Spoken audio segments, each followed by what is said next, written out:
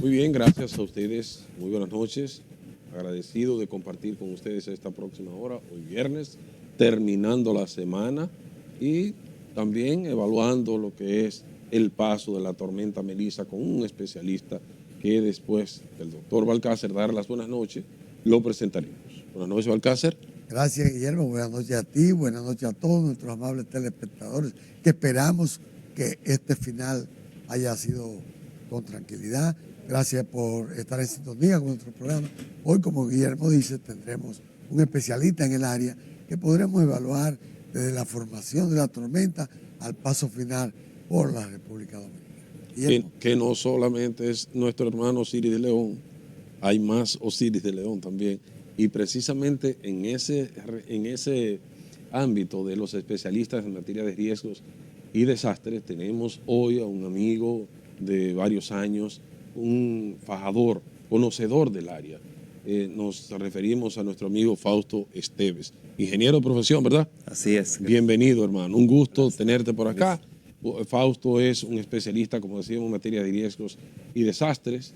Tiene una experiencia bastante arraigada en el sector y de igual forma también es el encargado de planificación de la ONESBI. La ONESBI es la institución que se encarga. Oficina Nacional de Evaluación Sísmica. Oficina Nacional de Evaluación Sísmica, que se conoce muy poco porque tiene muchos años, pero le dieron como un giro de descentralización a la llegada de este gobierno.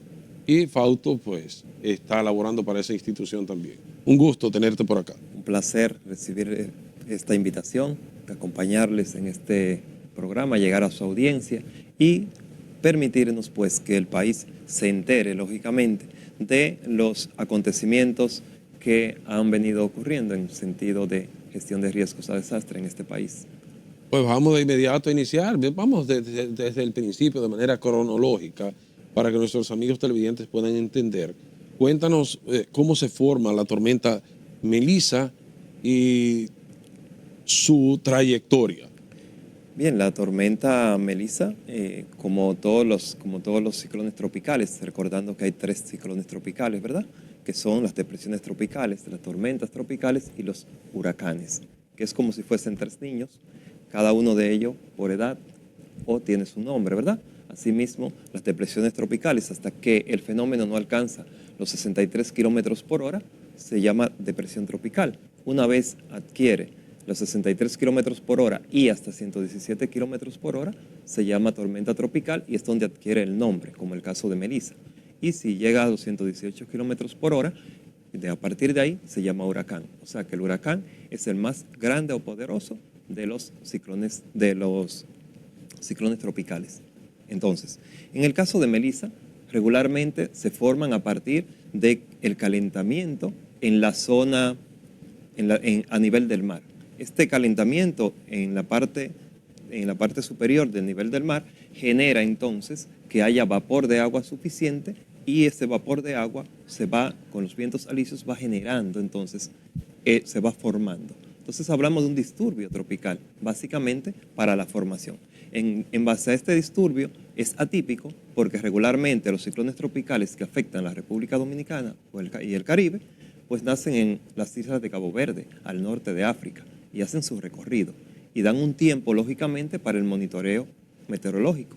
En el caso de Melissa, se forma al sur de la República Dominicana, en el Mar Caribe, y parte de un disturbio, pero a la vez es atípico porque regularmente tenemos la dirección opuesta. Vienen desde el este y este viene desde el sur ascendiendo, ¿verdad? Y entonces en ese ascenso, pues lógicamente impacta, no de manera directa porque no tocó la República Dominicana, pero toda la costa sur se vio afectada y seguimos aún sobre los efectos, no con la intensidad que se pronosticó de 300 milímetros de lluvia, pero sí estamos hablando el día de hoy todavía de posibles 100 milímetros de lluvia.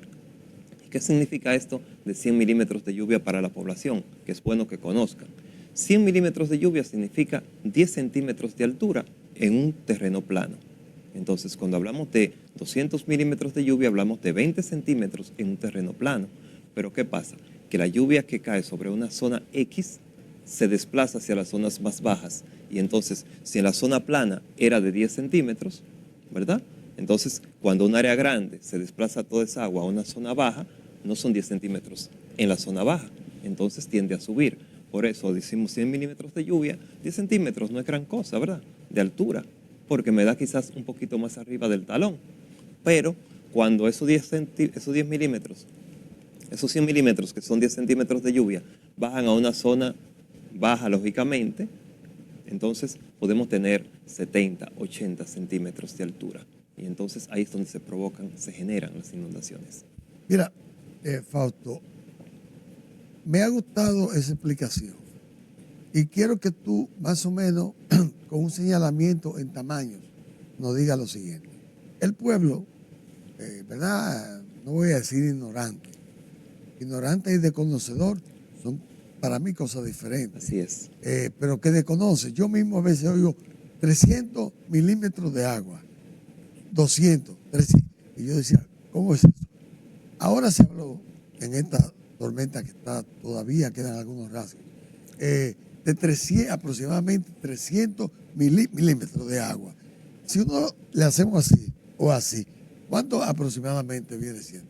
Vamos a decir, en este plano, 300 milímetros.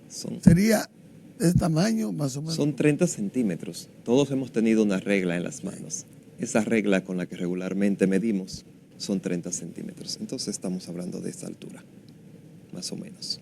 Entonces, en una altura como esta, usted dice en el área aplana, ¿eh? Aplana. Plana, ¿verdad? Pero entonces, a partir de ahí, toda esa agua corre y se va aglomerando y va entonces generando un volumen superior en las zonas bajas. Las inundaciones, ¿cómo se Entonces, llama? las inundaciones, cuando hablamos de inundaciones urbanas, estamos diciendo de la recogida de toda el agua, de la zona plana y de la zona alta, que va a ir hacia las zonas bajas. Por eso usted tuvo en el evento del 18 de noviembre de 2023 que, por ejemplo, la Isabel Aguiar tenía un volumen de agua que superaba el metro, ¿verdad? Y el arrastre, porque el agua tiene empuje y arrastre, además de velocidad, entonces tenía más de 1 metro de altura el cúmulo de agua que venía arrastrando. No significa que cayeron 1000 milímetros de lluvia, que sería 1 metro de altura, porque por cada 100 son 10 centímetros. Uh-huh. Entonces, no es que llovió 1000 milímetros, pero sí se acumuló en zonas bajas cuando si lloviese 1000 milímetros. Una pregunta, con perdón de Guillermo, preparada. ¿Por qué esto es importante, edificar la población? Porque a veces la población dice, pero 300 milímetros de agua, como usted dice, viene siendo 30 centímetros. De altura. Entonces, ¿cómo entonces a veces vemos, se pregunta el que no sabe, cómo vemos que en la Bolívar, por decir un nombre, en la Rómulo Betancourt o en la 27, se acumula gran cantidad de agua? ¿A qué se debe entonces eso? A que el agua que viene de la parte alta hacia la parte baja no tiene por dónde.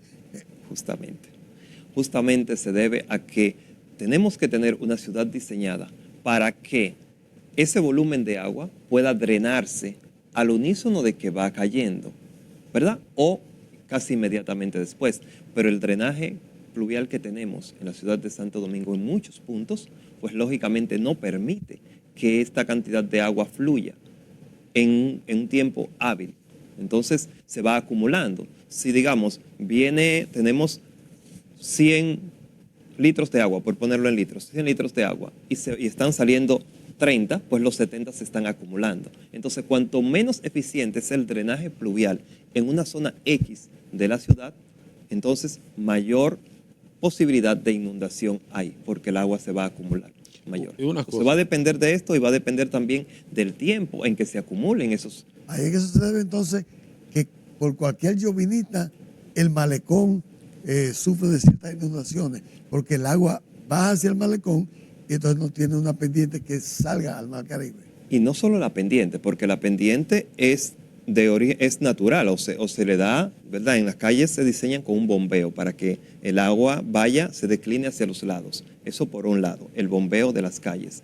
Pero tengo que tener los canales, tengo que tener cómo recoger el agua y cómo sacarla del área afectada. Entonces, no tenemos realmente los drenajes necesarios en la ciudad de Santo Domingo. ¿Se está trabajando para eso o está estancado ese trabajo de buscarle una solución al drenaje pluvial aquí en la ciudad de Santo Domingo, en el Gran Santo Domingo, que hay tantos problemas? Bueno, esto tenemos que el Ayuntamiento del Distrito Nacional hace algunos trabajos, pero sabemos que la situación del drenaje del Distrito Nacional supera las acciones que se están haciendo en ese sentido. Y la capacidad económica quizás del presupuesto del ayuntamiento.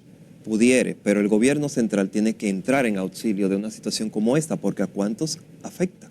Son miles de ciudadanos que nos vemos afectados. Entonces, si rebasa las capacidades económicas de la alcaldía del Distrito Nacional, pues lógicamente el gobierno central tiene que entrar en un tema como este porque debe garantizar el bienestar de la población. Eso es un tema de nunca acabar, porque yo desde que tengo conocimiento estoy escuchando ese problema y no le vemos solución todavía. Esperamos, como bien acaba de decir el ingeniero Fausto Esteves, que se tomen las acciones del lugar para beneficio y tranquilidad de la ciudadanía, no solamente en la ciudad capital, sino en otras provincias también.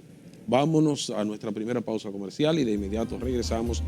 Muy bien, continuamos acá en su programa en 3 puntos con nuestro invitado especial, el ingeniero Fausto Esteves, un especialista en materia de riesgos y desastres, y con él pues estamos tocando el tema precisamente de la tormenta Melissa, de las situaciones que pasan acá en el distrito, en el Gran Santo Domingo específicamente, donde estamos y donde se registran las mayores situaciones fruto de las lluvias, por lo que él muy bien explicaba, el drenaje y otras situaciones también que se adhieren a esta problemática. Tocando el tema, ingeniero, de la tormenta Melissa, nos gustaría ver cuáles zonas hasta el momento ha afectado en la República Dominicana, cuáles son los daños que se han registrado, si el gobierno, las instituciones estatales han dado una respuesta oportuna ante el paso de esta tormenta y qué aprendizajes podemos también compartir con nuestros amigos televidentes que dejan este tipo de fenómenos. Muy bien, en ese sentido está el primer detalle con respecto a si se ha dado una respuesta oportuna. En esta ocasión se ha suspendido las labores, se ha suspendido el tema educativo, que es de suma importancia. Tenemos 2.6 millones de estudiantes en las aulas al día de hoy. Entonces, cuando un evento como este va a impactar a la República Dominicana y se tiene ya el Instituto Dominicano de Meteorología, el INDOMET, ha alertado y el Centro de Operaciones de Emergencia declara las provincias en alerta roja, pues lógicamente que tenemos que hacer esa suspensión. Desde ese punto de vista se ha tenido lógicamente pues una acción digamos que a tiempo, ¿verdad? Pero desde el punto de vista de los aprendizajes sabemos que la basura en los diferentes lugares obstruye también el sistema de drenaje. Y esto, en los lugares que más ha afectado, usted puede ver el cúmulo de basura que hay en cada punto. Entonces, eso también limita el drenaje. De cara a las provincias que han sido afectadas, pues todo el litoral sur, todas las provincias del sur, Barahona, Azua, Baní, Santo Domingo, San Pedro, todo el litoral sur. Entonces, en este sentido, creo que lo que son las medidas han, en esa parte, sido fructíferas de las suspensiones, ¿verdad? Porque ha limitado la exposición y cuando se limita la exposición, lógicamente hay un saldo no contabilizado de emergencias que se pueden dar. Entonces, en ese sentido, lo valoramos positivo. Ahora bien, de cara a lo que hay que venir haciendo, que es educar a la población para este tipo de eventos, pues ahí tenemos un retraso. Y tenemos que reconocer que tenemos un Sistema Nacional de Prevención, Mitigación y Respuesta que tiene sus luces, pero también tiene sus sombras de cara a lo que tiene que ver con la capacitación, con la educación de la población. Siempre apuntamos al sistema educativo nacional para que sea el Ministerio de Educación que eduque en este sentido. Sin embargo, hay otros mecanismos, otras acciones que se pueden hacer y también la estamos desaprovechando. ¿Y cómo pudiera educarse la población en ese sentido? Bueno, tenemos un gobierno, ¿verdad?, que dispone de recursos para publicidad. Si parte de esa publicidad se utilizara en comerciales, en las diferentes piezas de comunicación que se dan para informar a la población, para informar sobre casos como estos, reducimos la cantidad de personas que no conocen al día de hoy cuáles son esas medidas que se deben tomar antes, durante y después. Entonces, a veces uno se siente un poco contraído porque decimos, está en la web, pero no toda la información que está en la web es verdadera. No todo ciudadano tiene que ir a la web y buscar allí qué recomendaciones porque necesita la fuente. O sea, si vamos a hablar de huracanes, si vamos a hablar de terremotos, usted necesita un especialista, usted necesita que esa información sea validada, porque hay personas que van a invertir en función de esa información. Entonces, tiene que ser validada por un especialista. En tal sentido, es el Estado que debe propiciar que la información llegue de manera depurada y a través de especialistas. ¿Cuáles retos frente a la República Dominicana en materia de desastre y mitigación? Muchos. Tenemos, como decimos, un Sistema Nacional de Prevención, Mitigación y Respuesta que tiene un marco legal. La Ley 147-02 sobre gestión de riesgos establece pues toda una estructura, ¿verdad? Un sistema que tiene un desafío y es que ninguna institución está para ejecutar esta ley, sino que sus instancias son instancias de coordinación y tiene el Consejo Nacional de Prevención, Mitigación y Respuesta, que lo dirige el propio presidente de la República y que la ley manda que debe reunirse 2 veces por año y está compuesto por ¿quiénes? Por los ministros y autoridades del sector público, integrando algunos elementos del sector privado. Pero luego está lo que es la Comisión Nacional de Emergencias. ¿Qué tenemos allí? Un viceministro de cada institución del sistema, ¿verdad? Y allí pues se toman medidas que son políticas públicas. Y luego, debajo de esa Comisión Nacional de Emergencia, está el Centro Nacional de Emergencias, el Centro de Operaciones de Emergencia, perdón, el COE. Y entonces, lo que las personas ven es el Centro de Operaciones de Emergencia. Y así tenemos el Comité Técnico Nacional que debe velar porque todo lo que se haga en materia de gestión de riesgos, pues vaya alineado a lo que debe ser un Plan Nacional Integral de Gestión de Riesgos. Entonces, ¿qué pasa? Desafío 1. Tenemos un Plan Nacional Integral de Gestión de Riesgos. Sin embargo, la población no lo conoce. Entonces, ahí tenemos el mismo detalle, el desconocimiento. La gestión de riesgo, la cultura en gestión de riesgo implica, lógicamente, que el Estado, el sector privado y la población trabajen de la mano, porque yo no puedo decirte qué hacer sin que tú acciones y que funcione. Entonces, ese sistema de lo que disponemos y lo que hacemos en la población tiene que surtir el efecto. En ese sentido es donde el mayor desafío que tiene el sistema, además de la parte legal, que la ley debe revisarse, ¿verdad? Porque hay instituciones como la ONESPIE, que no está en la ley. Hay el MIBET no está en la ley porque han surgido nuevas instituciones. Entonces, tenemos que revisar la ley, que si bien es del 2002, tiene 23 años, ya es mayor de edad, pero es un tema sensible y que se mueve en el tiempo. Porque por décadas hablábamos de los desastres y cómo responder a los desastres o a las emergencias. Y luego pasamos de ahí a cómo evitar que ocurran. Entonces, el tema de gestión de riesgo viene evolucionando y el país tiene que evolucionar con ello. Un detalle importante, y ahí marco. Nosotros teníamos el marco de acción de Hyogo, del que éramos parte hasta 2015. Y ahora tenemos el marco de Sendai, del que somos signatarios. El marco de Sendai se firma en 2015 y hasta 2020 tenemos para ajustarnos al nuevo marco y ser evaluado de 2020 a 2030. Pero estamos súper retrasados en la aplicación del marco de Sendai como país. Entonces, si estamos retrasados en el marco que rige el mundo en materia de gestión de riesgos, lógicamente es el mayor desafío que tiene el sistema en la República Dominicana. Fausto, el sistema que tenemos, sí, la tecnología que tenemos, o vamos a decir también los contactos que tenemos con tecnología extranjera, sí, o bien con disposiciones de otros países, nos lleva a pensar que eso ayuda no al gobierno, al país, en un momento determinado, a tomar decisiones tempranas, a tener un buen protocolo y que puede ser lo que llevó al gobierno en esta ocasión a suspender la docencia en, no recuerdo qué cantidad de provincias que estaban en roja, en toda la parte sur, pero todavía ayer jueves, mientras aquí estábamos suspendidos, en provincias como La Vega, Santiago, estaban en su curso normal de trabajo. Tiene que ver eso con la tecnología que tenemos hoy, con los protocolos que tenemos, y si fue bien manejado en ese momento esta situación. Sí, realmente la tecnología pues ayuda lógicamente, porque tener un radar Doppler que te dice exactamente dónde está la probabilidad de lluvia, entonces ya a partir de ahí se toman las medidas del lugar. El Indomet está haciendo su tarea. Ya no podemos decir que el Instituto Dominicano de Meteorología está adivinando cuándo va a llover y cuándo no, porque ya se está precisando incluso las horas del día donde puede llover y se está precisando la cantidad de milímetros que puede caer. Entonces, esto ayuda a la toma de decisiones. Ahora bien, de cara a las provincias que no iban a ser impactadas, se ha manejado bien, lógicamente, y ayuda al país, porque ¿cuánto cuesta un día de docencia?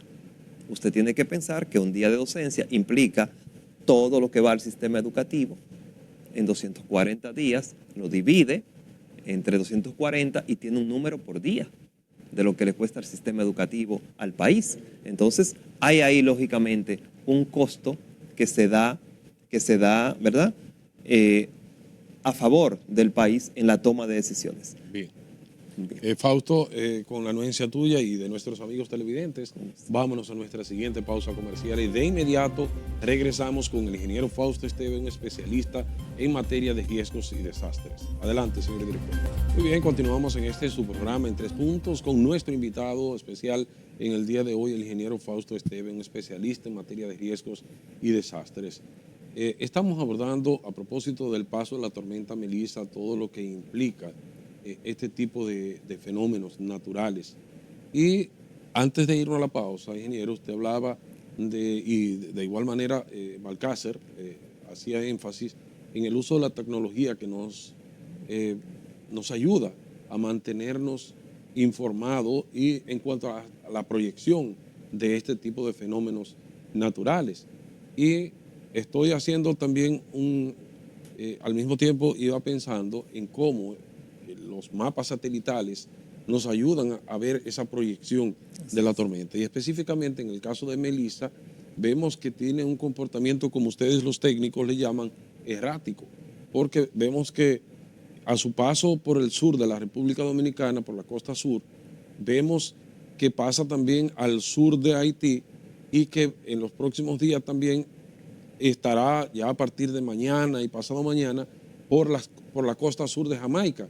Y vemos también cómo da un giro ya en la parte suroeste de Jamaica, da un giro hacia el norte-noroeste y sube aproximadamente entre miércoles a jueves y va pasando, según la proyección, justamente por el centro de Santiago de Cuba, de Holguín y Bayamo aproximadamente, que si mantiene esa proyección, Dios apiade de nuestros hermanos cubanos. Cuéntenos, usted como técnico de esa introducción más o menos empírica que le hago.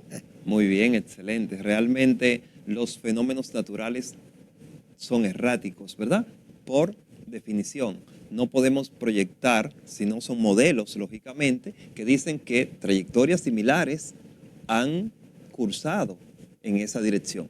Entonces, el ser errático es de partida en un evento como este porque nace de un disturbio en el lado opuesto a como estamos acostumbrados a recibirlo. Entonces, este comportamiento no es solo de Melissa. Ha ocurrido con otros ciclones tropicales en diferentes momentos. Entonces, todo va a depender del nivel de calor también que haya a nivel de país, ¿verdad? Porque recuerde que son vientos fríos los que se mueven en un ciclón tropical.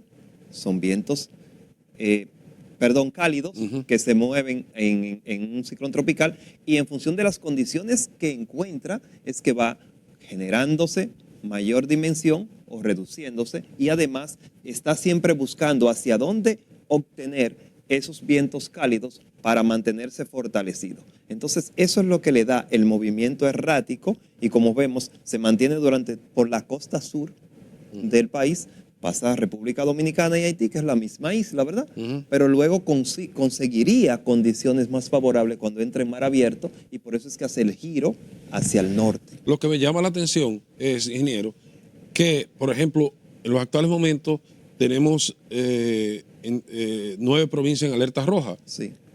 Tenemos unas 13 en alerta amarilla y unas 3 más o menos en verde, por ahí, si mal no recuerdo. Exacto. Sin embargo, las provincias de la línea noroeste, en los actuales momentos, no tienen ninguna alerta. Pero, de acuerdo a esa proyección que estamos hablando, entre miércoles, por ahí más o menos, esas provincias entonces sí van a recibir, si mantiene ese curso, las intensidades de lluvia probablemente que la costa sur de la República Dominicana está sintiendo en los actuales momentos.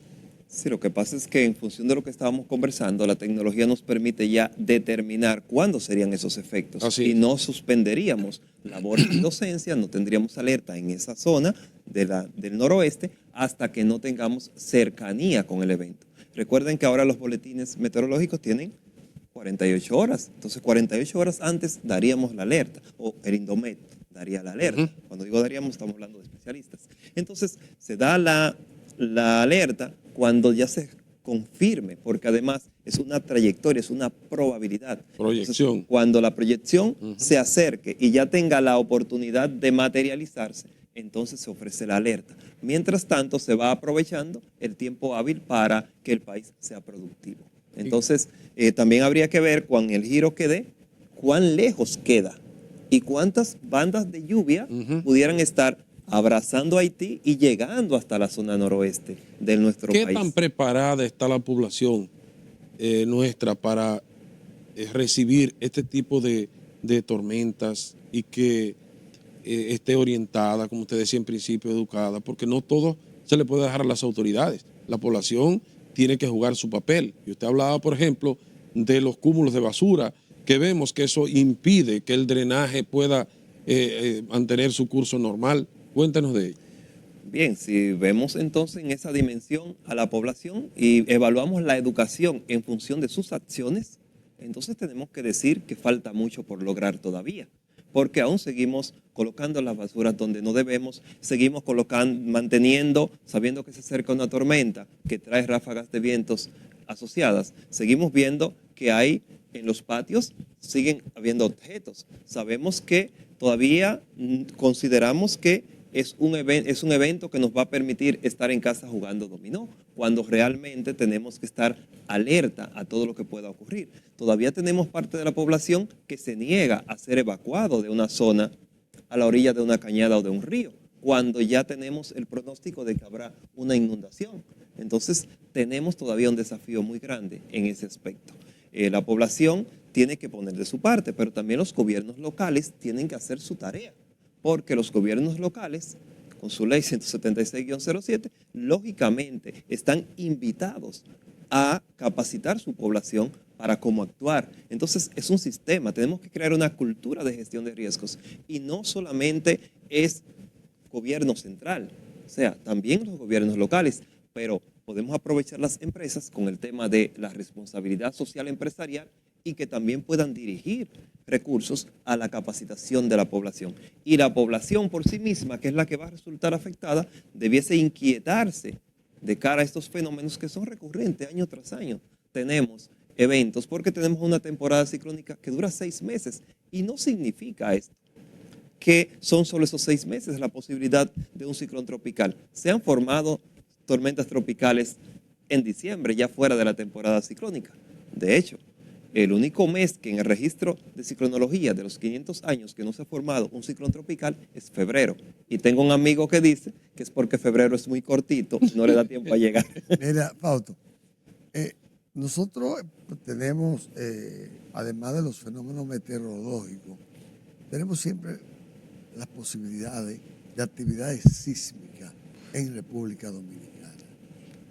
¿Qué tú le aconsejas no solamente a la población, ni a las autoridades locales, ni al gobierno, sino a todos los dominicanos? Porque no sabemos cuándo puede llegar.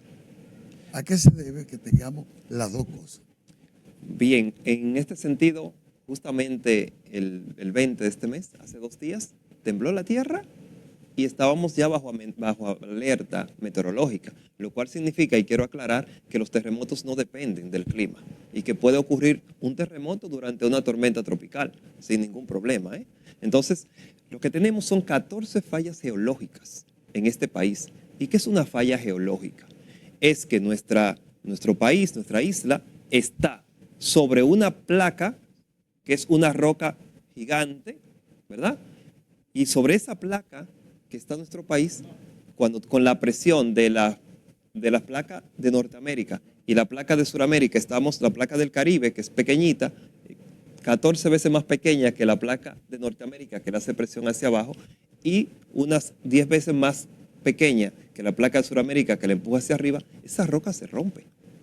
Entonces nuestra roca debajo de nuestro suelo está rota. rota. El señor director nos ayuda con algunas imágenes de las placas tectónicas que hay en la isla de Santo Domingo. Ahí se lo vamos a agradecer. Continuamos, ingeniero. Sí, está rota en 15 partes.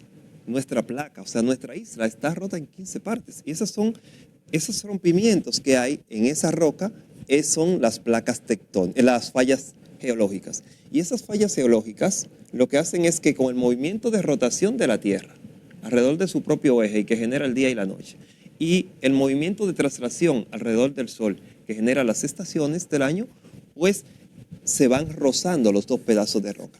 Y ese roce que tienen los dos pedazos de roca, que es una falla que tiene un lado y otro de roca, ¿verdad?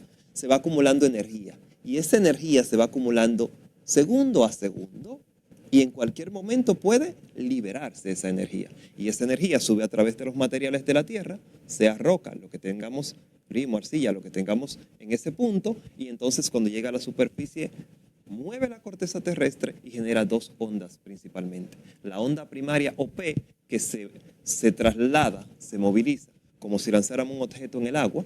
Entonces es una onda circular, céntrica, ¿verdad? Más se va ampliando, ampliando y ampliando, se va ampliando, pero va perdiendo intensidad.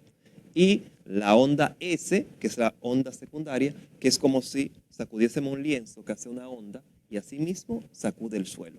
Entonces, ambas ondas tienen incidencia sobre lo que haya sobre la Tierra. Tiene mucho que ver eso cuando se habla de que tal sector de la capital está situado en terrenos arcillosos, como ustedes le llaman, y otros que están situados en terrenos rocosos. ¿Cuál es la ventaja y cuál es la diferencia? La ventaja es abismal. Todo lo que está construido sobre la roca, pues no va a tener en un sismo un efecto, porque la roca absorbe Mateo 24, ¿verdad? Te dice que construya sobre la roca. El hombre debe construir sobre la roca. Entonces, ¿qué pasa? La roca absorbe la onda sísmica a un nivel que es muy difícil que el efecto se dé sobre lo que esté sobre la roca. Sin embargo, cuando el terreno no es roca, entonces ese terreno tiende a incluso amplificar la onda sísmica. Y por eso hay tantos desplomes, tantas grietas, tantas edificaciones que colapsan o fallan cuando hay un sismo. Y antes de irnos, en 30 segundos, para que no me vaya la idea. Entonces, debemos aconsejar, o ya lo sabrán, los ingenieros constructores que están martillando los terrenos, vamos a decirle así, para hacer esa grande hueco para construir, que por la humedad en que quedan esos terrenos ahora mismo, debiera dejarse descansar el terreno y para que esto no lleve a que una construcción que esté al lado pueda ser afectada. Sí, por un lado, y por otro lado tiene que ver mucho el estudio de suelo que tenga esa edificación. Si está en roca, lógicamente no hay ese riesgo, pero si no es roca per se lo que está excavando, lógicamente que tiene que estar a ojo visor y colocar todos los refuerzos necesarios para que el terreno no colapse. Bien, vamos a dejarle una pregunta en el aire para cuando regresemos, ingeniero, y es ¿qué tan preparada está la República Dominicana en materia de infraestructura nacional ante un desastre como este, ante un sismo de gran magnitud? Adelante, señor director. Continuamos ya en esta parte final de este subprograma en 3 puntos con nuestro invitado en el día de hoy, el ingeniero Fausto Esteve, un especialista en materia de desastres y mitigación. De manera que habíamos dejado una pregunta en el aire, ingeniero, en función de sus competencias profesionales, de su experiencia en el área, y es qué tan preparada está la República Dominicana en infraestructura nacional ante un desastre natural, un sismo. Bien, en ese sentido tendría que partir de datos. Y tengo que decirles que hasta 1979 el país no contaba con un código sísmico. ¿Qué significa esto? Que el país no estaban los ingenieros y arquitectos que construyen, ¿verdad? Porque aquí la Universidad Autónoma de Santo Domingo formó ingenieros arquitectos y de ahí se ha derivado que los arquitectos en República Dominicana también construyen. Los arquitectos de hoy no están formados para construir, pero seguimos construyendo. Es un primer detalle, que debe ser un ingeniero civil quien construya. Pero hasta 1979 no teníamos en la República Dominicana un código sísmico. Entonces, no teníamos que pasar planos por revisión estructural de cara a los sismos. Pero luego, en 1979, se crearon unas recomendaciones técnicas para construir edificaciones seguras ante los sismos. Recomendaciones. Y duraron como provisionales hasta 2011, 32 años más. Entonces, de 2011 hacia atrás, en 2011 se crea el Código Sísmico de la República Dominicana, que establece las pautas técnicas, científicas, que debe seguir una construcción de ingeniería para que resista a los sismos en la República Dominicana. Ahora bien, de 2011 hacia atrás, todo lo que se ha construido debiese ser revisado para ver si cumple con las especificaciones sísmicas del país. ¿Qué significa esto? ¿Cuántas escuelas se han construido antes de 2011? Si hacemos el barrido hacia atrás, tenemos al menos 4.000 centros educativos construidos antes de 2011 que deben ser revisados. Pero ¿cuántos centros de salud han sido construidos? ¿Cuántas viviendas? ¿Cuántas obras públicas se han construido? Entonces, este país tiene un desafío inmenso en la revisión de infraestructuras y edificaciones de cara a lo que pudiese ocurrir en caso de un terremoto, porque desconocemos lo que puede ocurrir.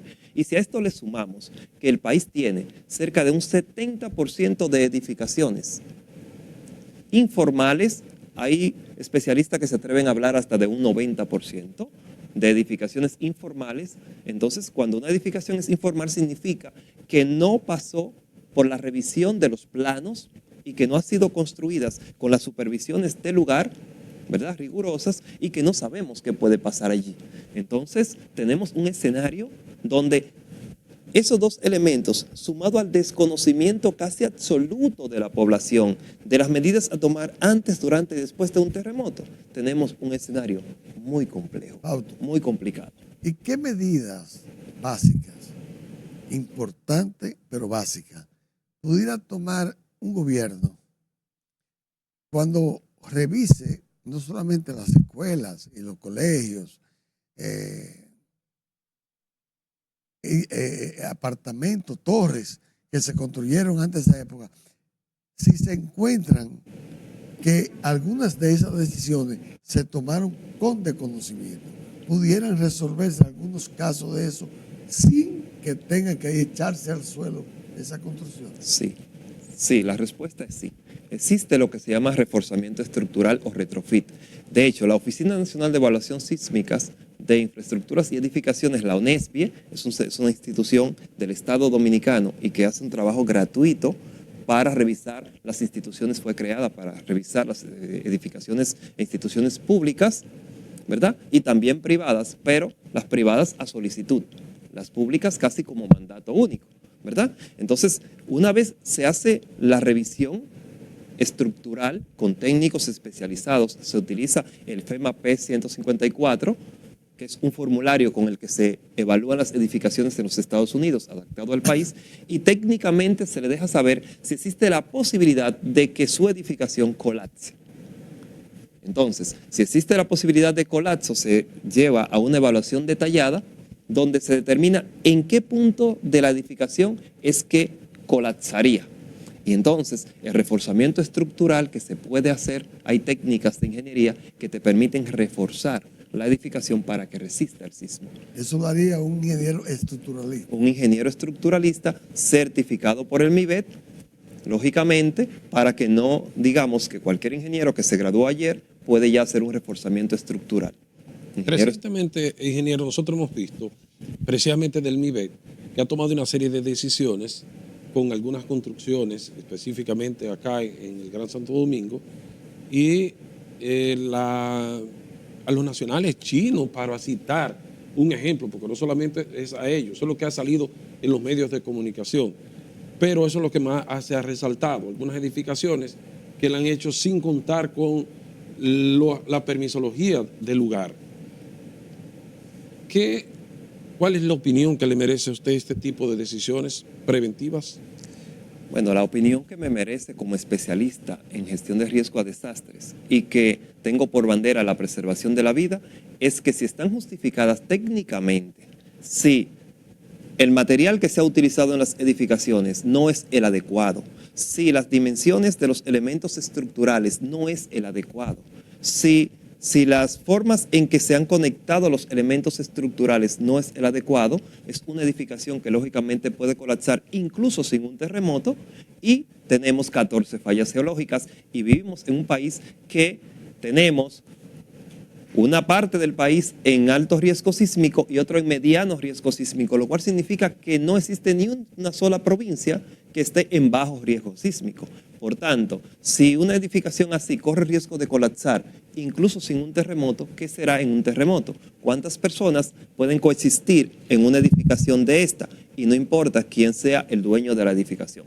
Lo que tendríamos que ver es que, de cara a la preservación de la vida, la medida, si está justificada técnicamente, es la adecuada y debe extenderse no solamente a un sector, al sector comercial, debe también extenderse al sector de las construcciones de edificaciones per se del país, porque si al final no están reguladas, tiene que hacerse el mismo estudio y también, hasta que no haya reforzamiento del lugar, hasta deshabitar, si fuese necesario, una torre de apartamentos. O sea, que es correcta.